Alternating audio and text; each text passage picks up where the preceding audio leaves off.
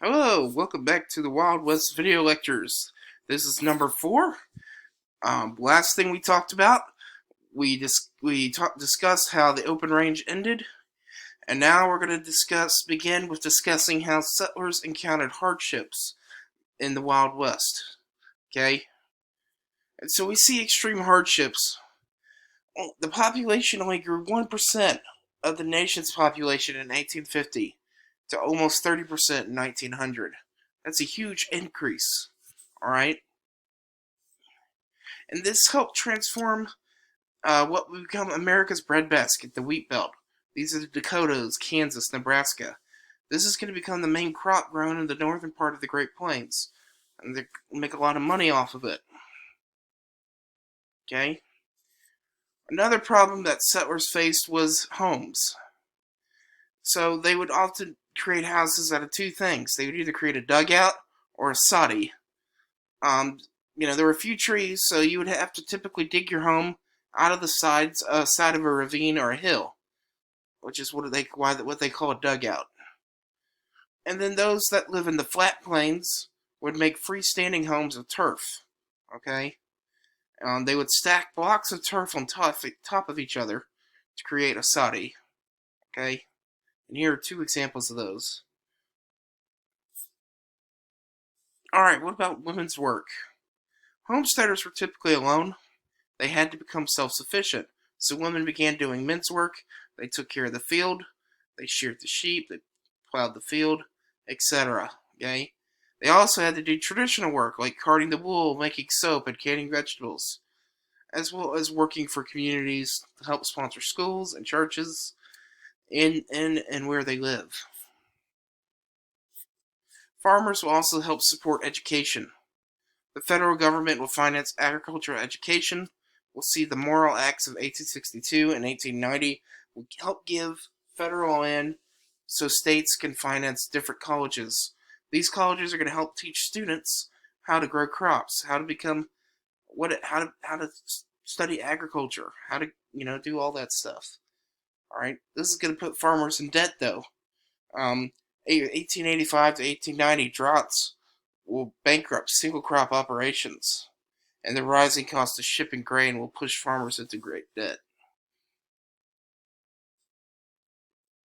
Alright, now we're into part 3. So, as farmers unite to address common problems, we're going to see problems of crop prices falling, debt is increasing, and in the late 1800s. Many mortgages were being foreclosed on by banks.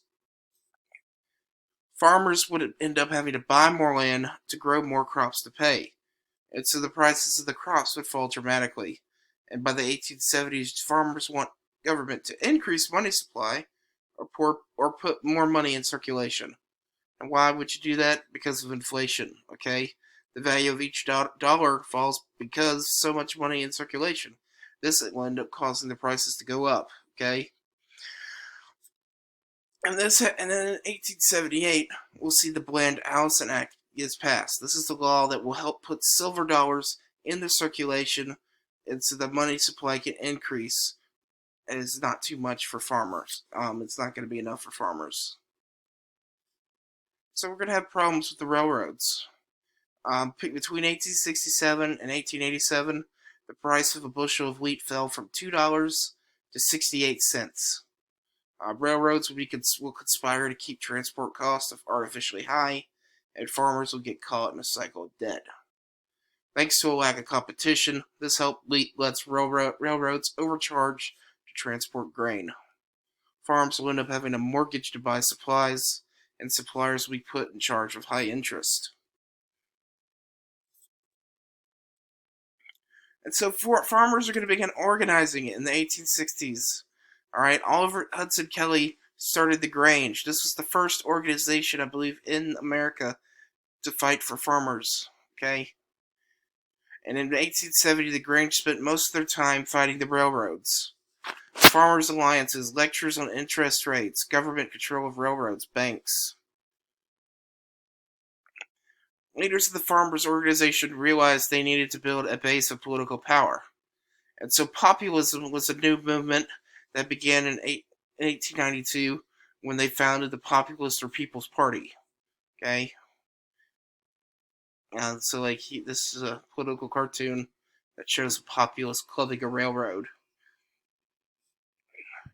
So what was the Populist Party platform? Well, populism is the movement of the people, simply. All right, the Populist Party wants reforms.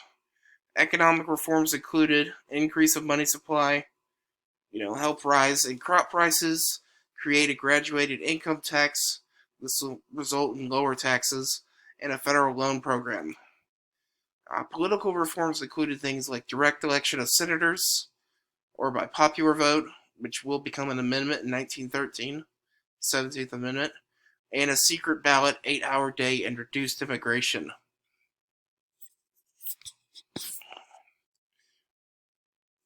We see populists make gains in 1892, as populist candidates will be elected at different levels of government. Alright, the Democratic Party eventually adopts this platform. They wanted to lift the burden from the farmers. They also hoped to gain more voice in government, graduated income tax, and an increase in the money supply. Alright, the election of 1892.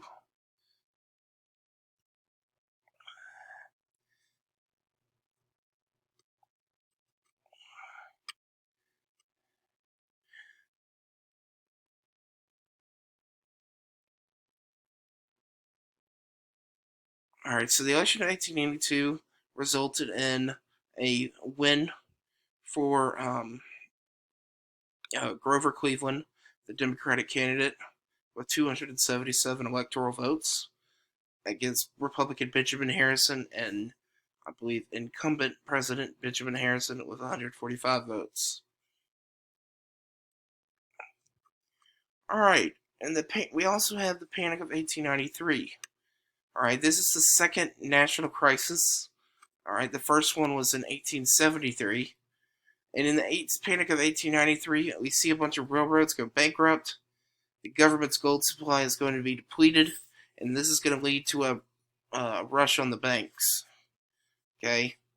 Banks collapse, and this becomes a depression. The stock market will lose value. 15,000 businesses and 500 banks will close across the country. 3 million people lost their jobs, putting unemployment at 20%. Pretty bad. And so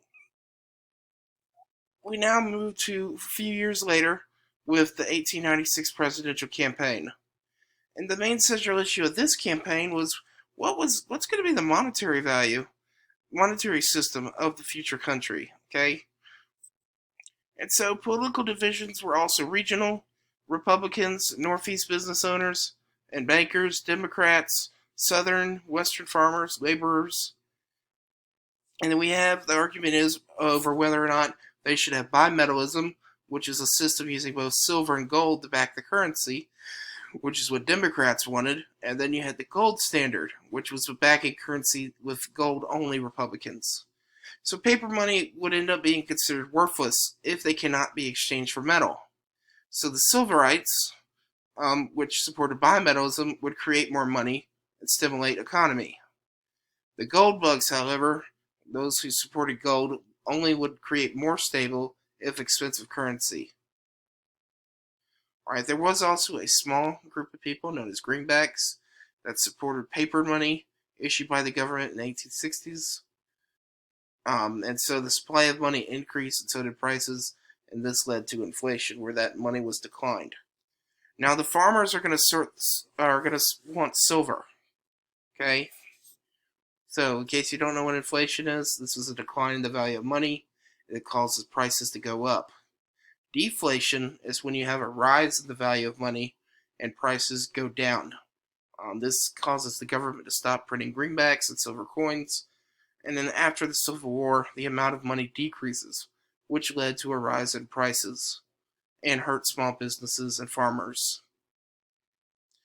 Silver coinage. Farmers wanted the government to resume coining silver to help increase the money supply to cause inflation to help aid them. Right? Now Republicans are going to favor gold, the gold standard, and they nominate their candidate William McKinley. The Democrats and the Populists will favor bimetallism and nominate William Jennings Bryan.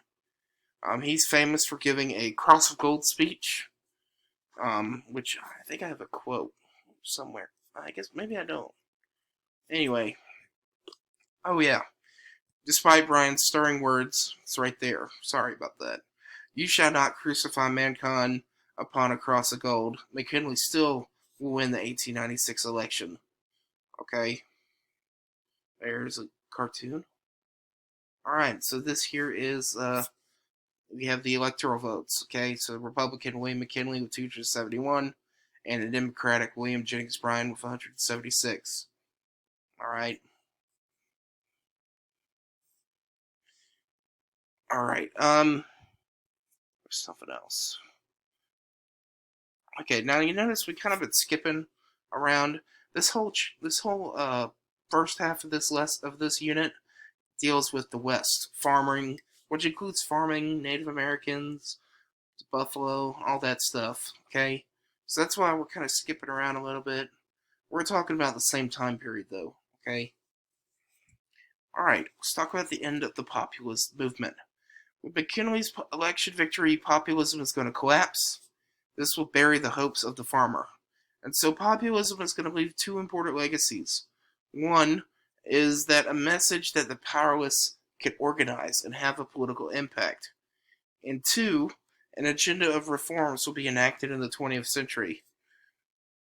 So it was short-lived, but left an important legacy. Okay? Now, as you can tell, that's the end of our lessons. And so tomorrow you'll watch. Make sure you are answering all the questions on your notes. Make sure you get those turned in by Friday or whatever day I tell you to turn it in. Okay. Once again, be sure to message me if you have any questions about any of this. And I look forward to next week as we dive into new industries created in the U.S.